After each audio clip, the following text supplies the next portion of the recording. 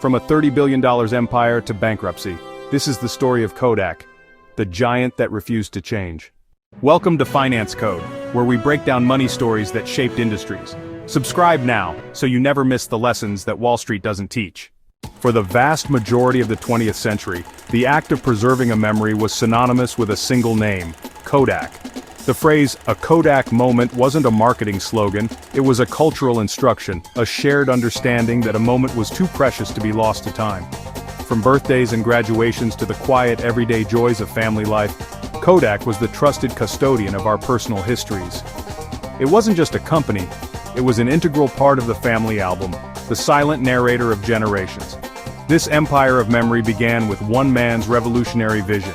In 1888, George Eastman founded the Eastman Kodak Company with a simple yet world-changing promise.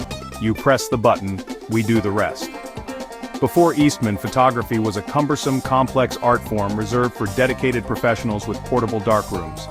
The original Kodak camera, preloaded with enough film for 100 pictures, democratized the medium overnight. For the first time, anyone could capture the world around them. But Eastman's true genius wasn't just technological, it was commercial. He pioneered what would become known as the razor and blades business model. The cameras, the razors, were sold at a low margin, sometimes even at a loss. The real recurring profit came from the blades, the proprietary film, the developing chemicals, and the printing paper.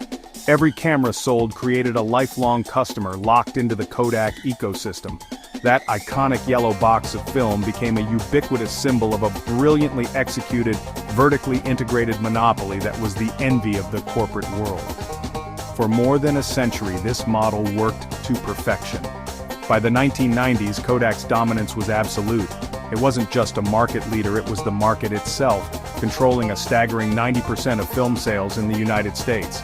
Its global workforce swelled to over 145,000 people, with its headquarters in Rochester, New York, becoming a sprawling city within a city, a testament to its industrial might.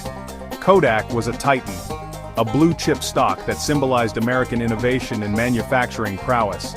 At its zenith, the company's valuation soared past $30 billion, placing it among the most valuable brands on the planet, alongside names like Coca-Cola and McDonald's.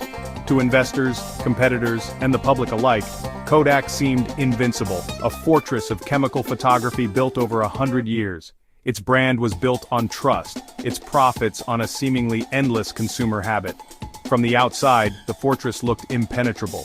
But deep within its own research labs, a new technology was quietly taking shape, a digital seed that would one day challenge the very foundations of Kodak's empire. In 1975, a Kodak engineer actually invented the first digital camera, but executives buried it, fearing it would kill the film business. The very innovation that could have saved them was locked away.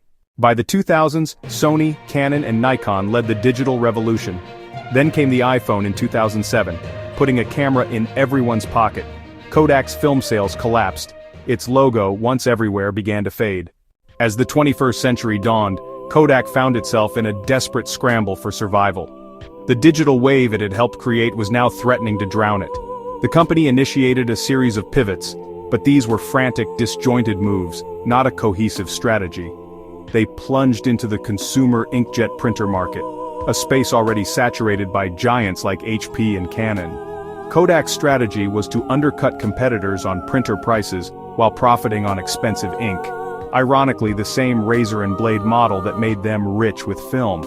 But they were a decade too late, and the brand wasn't enough to steal significant market share. The most tragic irony, however, lay in their handling of digital photography. This wasn't an unknown technology, it was one they had invented in 1975. But a corporate culture addicted to the colossal profits of film couldn't fully embrace the digital future. Executives saw digital cameras as a threat that would cannibalize their golden goose.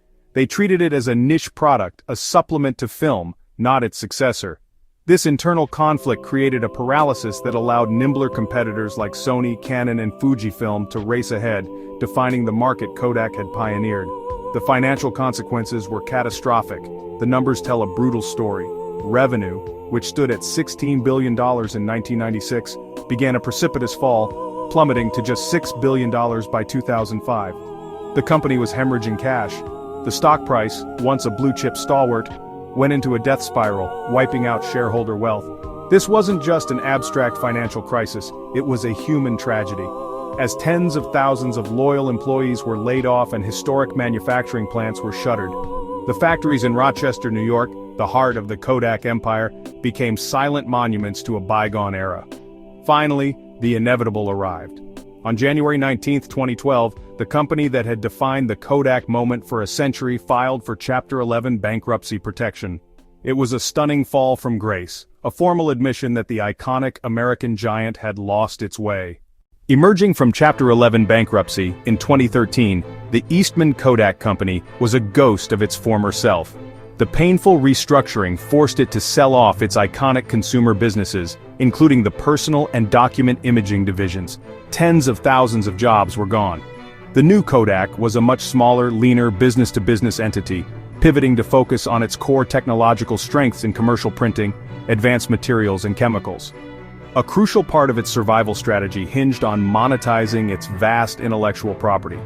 In a landmark deal, Kodak sold over 1,100 digital imaging patents for more than $500 million to a consortium of tech giants including Apple, Google, and Facebook, the very companies now dominating the digital world Kodak had failed to conquer. But this was survival, not revival. The company that once defined the Dow Jones Industrial Average was now a penny stock, a ghost haunting the exchange. Revenue continued to stagnate and profitability remained a constant struggle. It had survived, but it had not thrived. The glory days were definitively over. In the years that followed, Kodak seemed to be searching for a new identity, sometimes erratically. It dabbled in cryptocurrency with the ill-fated Kodak coin in 2018. Then, in a bizarre 2020 twist, it announced a pivot to producing pharmaceutical ingredients, securing a potential $765 million government loan that later fell apart under scrutiny. These moves were seen by many as desperate attempts to chase trends rather than build a sustainable future from its core competencies. And yet, while the company floundered, its cultural legacy proved indestructible. Ironically, the most potent symbol of this enduring influence came from the very digital revolution that had toppled it. When Instagram launched, its filters allowed users to apply nostalgic, film-like aesthetics to their digital photos, drawing inspiration from the very look and feel of Kodak's iconic film stocks, like Kodachrome. The world still craved the warmth and color of a Kodak moment. Instagram simply provided it in a digital, shareable format. The platform, built on sharing instant images, became the verb Kodak had always wanted to be, symbolizing how Kodak's legacy lived on, powerfully and profitably, but almost entirely without Kodak. Kodak's fall proves one thing: adapt early or be disrupted. Innovation waits for no one, and ego can kill even giants. This was Kodak, the giant that refused to change. Subscribe to Finance Code for more powerful money stories and lessons.